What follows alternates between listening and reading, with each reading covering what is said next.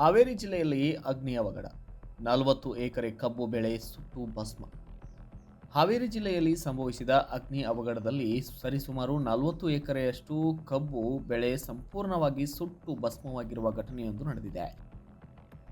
ಅಗ್ನಿ ಅವಘಡವು ಪ್ರದೇಶದಲ್ಲಿ ಸಂಭವಿಸಿದ್ದು ಬೆಂಕಿ ಕ್ಷಣಾರ್ಧದಲ್ಲಿ ವ್ಯಾಪಿಸಿ ರೈತರ ಕಬ್ಬು ತೋಟಗಳನ್ನು ಆವರಿಸಿದೆ. ಬಲವಾದ ಗಾಳಿ ಹಾಗೂ ವನ ಹವಾಮಾನದಿಂದಾಗಿ ಬೆಂಕಿ ನಿಯಂತ್ರಣಕ್ಕೆ ಬರದೆ ಹೆಚ್ಚಿನ ಪ್ರಮಾಣದಲ್ಲಿ ಬೆಳೆ ನಷ್ಟವಾಗಿದೆ ಎಂದು ತಿಳಿದು ಬಂದಿದೆ.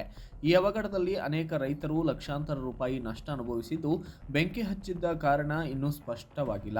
ಇನ್ನು ಸ್ಥಳಕ್ಕೆ ಸಂಬಂಧಪಟ್ಟಂತಹ ಅಧಿಕಾರಿಗಳು ಭೇಟಿಯನ್ನು ನೀಡಿ ಪರಿಶೀಲನೆ ನಡೆಸಿದ್ದು ಪ್ರಕರಣ ದಾಖಲಿಸಿಕೊಂಡಿದ್ದಾರೆ.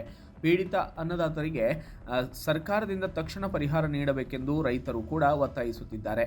Bureau report, Kannada Janashri news, Haveri.